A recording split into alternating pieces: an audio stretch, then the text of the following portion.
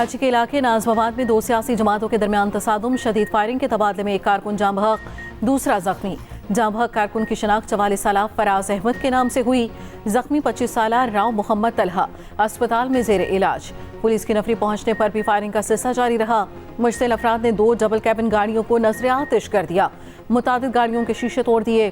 Police और rangers ने firing के शुबे में 4 अफराद को हिरासत में ले लिया।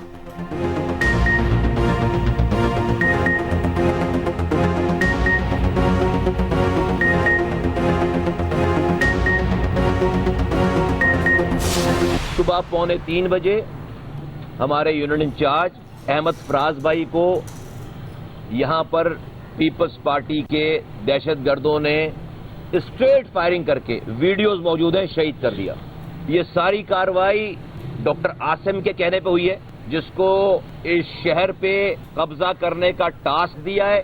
एमक्यूएम इस सिंध में लास्ट लाइन ऑफ डिफेंस है। इस सिंध पर पीपल्स पार्टी ऑलरेडी कब्जा कर चुकी है। ये पहला वाकया नहीं है, 3 महीने में ये छठा वाकया है। सोहराब घोट में हमारे निहत्थे साथी को शहीद किया गया। 11 दिसंबर को मच्छर कॉलोनी में 3 साथियों को शहीद किया गया। हमारे कारकुनान ने एक पत्थर नहीं मारा। रहनुमा एमक्यूएम मुस्तफा कमाल की मीडिया से गुफ्तगू कहा, पीपल्स पार्टी के दहशतगर्दों की सीधी फायरिंग की वीडियोस मौजूद हैं। ये सारी कार्रवाई डॉक्टर आसिम के कहने पर हुई। हमने कराची में रॉ से लड़ाई की और उसे खत्म किया। सिंध पर पीपल्स पार्टी कब्जा कर चुकी। एमक्यूएम ही आखिरी दिफाई लकीर है।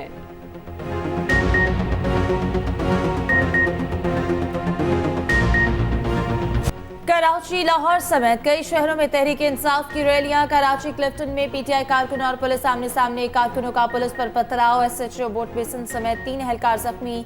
पुलिस का लाठीचार्ज, आंसू गैस की शेलिंग। 50 से ज्यादा कारकुन गिरफ्तार। 3 तलवार मैदानी जंग बना रहा। मुकदमा दर्ज। 131 कारकुन नामजद। उधर पेशावर, रावलपिंडी, लाहौर में भी रैलियां। पुलिस के साथ झड़पें। दर्जनों कारकुन गिरफ्तार।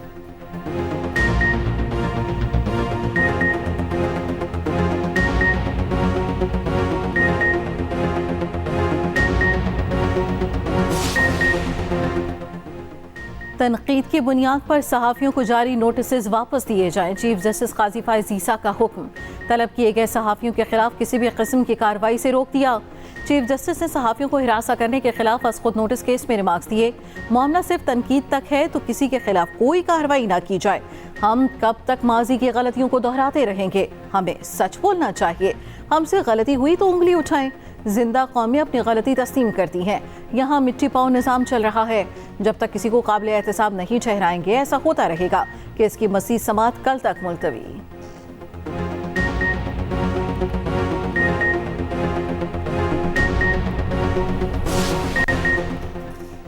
पाक ईरान ताल्लुकात बेहतरी की जानिब गामजन। ईरानी वजीर खारजा हुसैन अमीर अब्दुल्लेहान की इस्लामाबाद में दफ्तर खारजा आमद।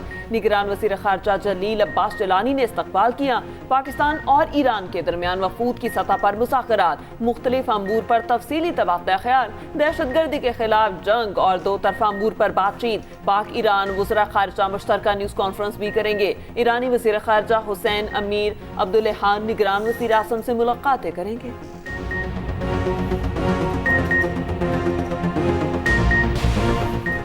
बानी पीटीआई और शाह महमूद कुरैशी के खिलाफ साइफर केस की अटियाला जेल में समाअत। साबिक प्रिंसिपल सेक्रेटरी आसम खान से जुरा के दौरान अदालत का माहौल खराब। बानी पीटीआई और शाह महमूद कुरैशी गुस्से में आ गए।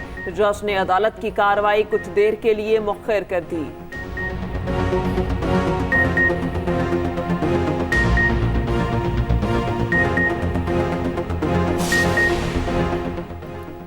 रहनुमा तहरीक इंसाफ सनम जावेद की जमानत मंजूर। इंसदाद दहशतगर्दी अदालत ने नून लीग हाउस चलाने के केस में फैसला सुना दिया। अदालत ने मोहम्मद तनवीर की जमानत भी मंजूर कर ली। दौरान समाअत प्रोसिक्यूटर ने कहा कि सनम जावेद ने अवाम को जलाओ घेराव पर उकसाया। वकील दरख्वास्त गुजार ने कहा कि सनम जावेद को 6 माह बाद इस मुकदमे में मुलव्वस किया गया।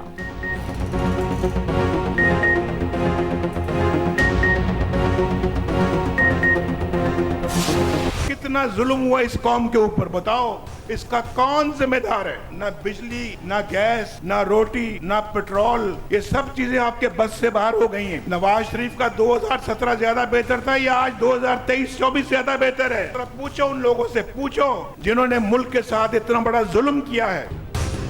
आपने क्यों इतना बड़ा जुल्म किया? मुझ पे नहीं किया, आप पे किया है, कौम पे किया है। मैं अपने साथ जो जुल्म हुआ उसको बर्दाश्त कर जाऊंगा, लेकिन जो जुल्म आपके खिलाफ हुआ है उसको मैं बर्दाश्त नहीं कर सकता। हमने भी कसम खाई कि हमने सब कुछ आपके लिए कर गुजरना है और ये सारा कुछ हमें रिवर्स करना पड़ेगा और वही हालात वापस लाने पड़ेंगे।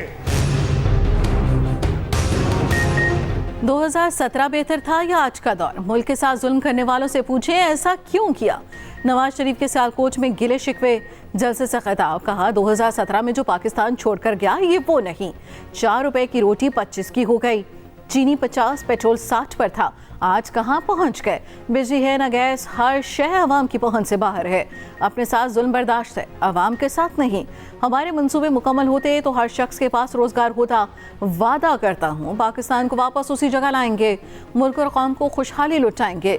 सियालकोट मोटरवे दोबारा बनेगी, लाहौर से सियालकोट ट्रेन भी चलाएंगे, नौजवानों को उनके पैरों पर खड़ा करेंगे, कारोबार के लिए कर्जा देंगे, हर नौजवान तक पहुँचने की कोशिश करेंगे।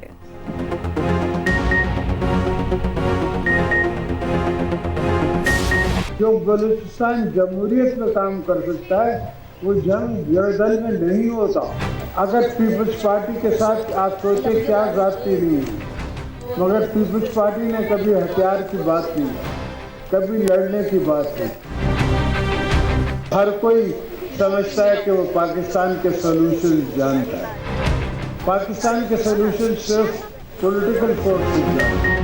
इस्लामाबाद वाले मुल्क के मसाइल समझने को तैयार नहीं। बलूचिस्तान के मसाइल का हल सिर्फ जमहूरी ताकतों के पास है। मुल्क में बेहतरीन जमहूरियत नहीं, मगर आहिस्ता आहिस्ता बेहतर हो जाएगी। आसिफ अली जरदारी भी मैदान में। हब में जलसे से खिताब में कहा, दोस्तों को समझाएं, हथियार उठाने से कुछ नहीं होगा, अमन होगा तो सरमायाकार खुद आएंगे। बलूचिस्तान का बजट 4 बार बढ़ाया मगर नजर नहीं आ रहा।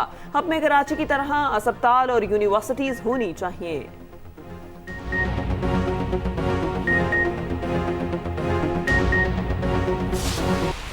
एक जमात ने अपना ही वोट का इज्जत का नारा भूल के वही पुरानी सियासत अपनाई है और वो समझते हैं कि वो आज से चौथी बार वजीर आजम बन चुके हैं। ये इनकी गलत फहमी है। इनको ये समझ नहीं आता कि असल में ताकत का सरचश्मा अवाम है। ये जो चौथी बार बनने वाले हैं जमहूरी साजिश है। इंशाअल्लाह ताला पाकिस्तान के अवाम पाकिस्तान पीपल्स पार्टी के साथ मिलके इस साजिश को नाकाम करवा सकते हैं। बिलावल भुट्टो के नून लीग पर ताबड़तोड़ हमले। लियाकत बाग रावलपिंडी में जलसे से खिताब में कहा कि मुल्क इस शख्स को चौथी बार वजीर आज़म नहीं मानेगा। एक जमात ने वही पुरानी सियासत शुरू की है। वो समझते हैं कि इस तरह से चौथी बार वजीर आज़म बनेंगे। वो जानते नहीं कि ताकत का सरचश्मा अवाम है। बानी पीटीआई वजीर आज़म नहीं बन सकते। पीटीआई ने अपनी नाहरी से बल्ले का निशान खोया। पीटीआई कारकुन वोट जाया ना करें, तीर पर ठप्पा लगाएं, मिलकर शेर का शिकार करते हैं। कहा, आज वहां खड़ा हूं जहां बेनजीर ने आखिरी तकरीर की। आज फिर मुल्क खतरे से दो चार है। मुआशी जमहूरी बहरान है। सिर्फ पीपल्स पार्टी ही मुल्क को मुश्किलात से निकाल सकती है।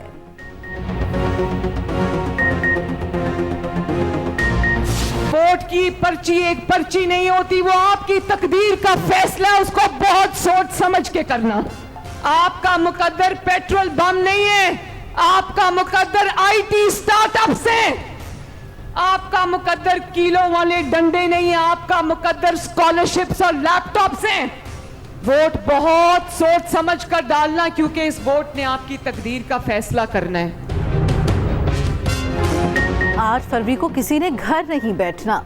जितने ठप्पे शेर पर लगेंगे उतने ही आपके काम होंगे।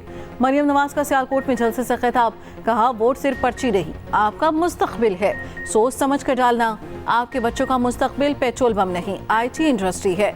नवाज शरीफ अपने तमाम वादे निभाएंगे।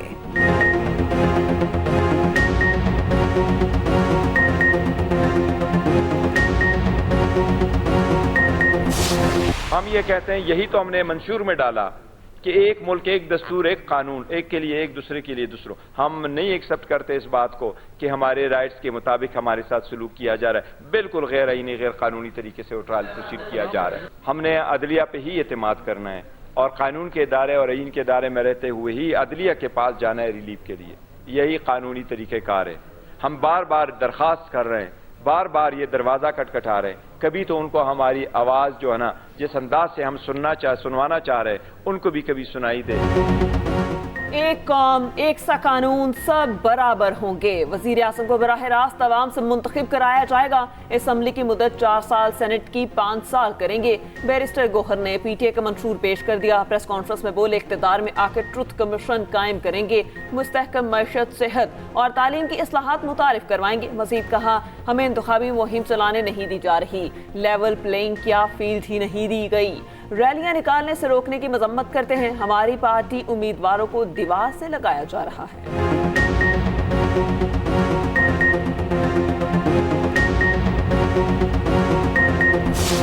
एक शहजादा है, कहता है मेरा नाना वजीर आजम, मेरे वालिद सदर पाकिस्तान और मेरी वालिदा वजीर आजम, लिहाजा मुझे भी वजीर आजम बनाया जाए।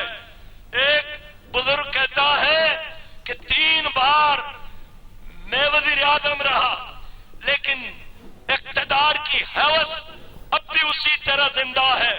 एक और बारी मुझे दे दे, मैं कहना चाहता हूं, सुन लो, कभी भी तुम्हारी बारी नहीं आएगी। 3 बार वजीर आजम रहने वाला एक और बारी चाहता है। एक शहजादा कहता है, मुझे वजीर आजम बनाओ, सुन लो, जालिमों और जागीरदारों की बारी खत्म हो चुकी, अब आवाम की बारी आएगी। सिराजुल हक का ऐलान। कराची जलसे से खिताब में कहा कि महंगाई की वजह से आवाम का जीना मुश्किल हो चुका है। जिम्मेदार 76 साल से हुक्मरान यही जमाते हैं। पाकिस्तान को नवाज की नहीं, अमन और खुशहाली की जरूरत है। हाफिज नईमुर रहमान ने कहा कि कराची तरक्की करता है तो पाकिस्तान तरक्की करता है। MQM ने कराची का मैंडेट वडेरों और जागीरदारों को फरोग किया। बच्चों की तालीम कशी का मसला हल ना हुआ तो वज़ीर आला हाउस के बाहर धरना देंगे।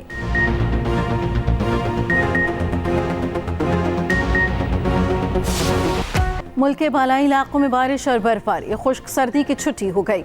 मलिका कोसार मरी में मौसम सरमा की पहली बर्फबारी, हर तरफ सफेदी छा गई। पेशावर समेत खैबर पख्तूनख्वा के बालाई और मैदानी इलाकों में बारिश और बर्फबारी का सिलसिला जारी। नारान, कागान, शूगरान, बालाकोट और मुल्हिका वादियों में बर्फबारी। पेशावर, मर्दान, चारसदा, नौशहरा, सवाबी, मालाकन जवैयन में बारिश का सिलसिला जारी। आज़ाद कश्मीर में भी सफ़ेद मोतियों की बरसात। वादी नीलम, दीपा, पीरचनासी समेत मुख्तलिफ वादियों में बर्फबारी। मुजफ्फराबाद और मीरपुर समेत गिरदोनवाह में वक्फे से बारिश का सिलसिला जारी। महकमे मौसमियात के मुताबिक बारिश और बर्फबारी का सिलसिला आइंदा 2 रोज तक जारी रहेगा।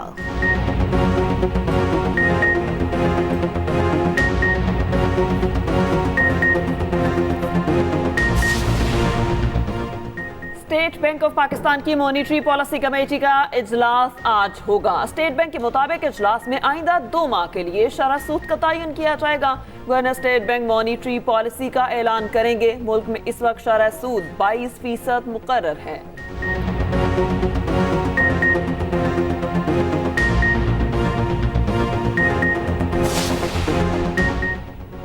सिंध हाई कोर्ट में बच्चे समेत 5 लापता अफराद की बाजियाबी से मुतालिक दरख्वास्त पर समाअत हुई। वकील दरख्वास्त गुजार ने कहा कि 35 JIT हो चुकी हैं। ऐसी JITs का क्या फायदा जिससे कुछ पता ना चले। अदालत का JITs और सूबाई टास्क फोर्स का इजलास मुनक्किद करने की हिदायत। केस की मजीद समाअत 24 फरवरी तक मुलतवी।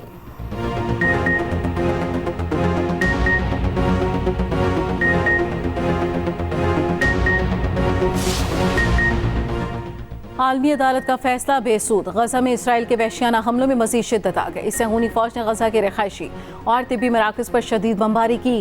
खान यूनिस में अंधाधुंध बारूद बरसाने का सिलसिला जारी। दूसरी जानिब हमास का 4 इसराइली टैंकों को निशाना बनाने का दावा। उधर उर्दन में ड्रोन हमला, 3 अमरीकी फौजी हलाक, 34 जख्मी।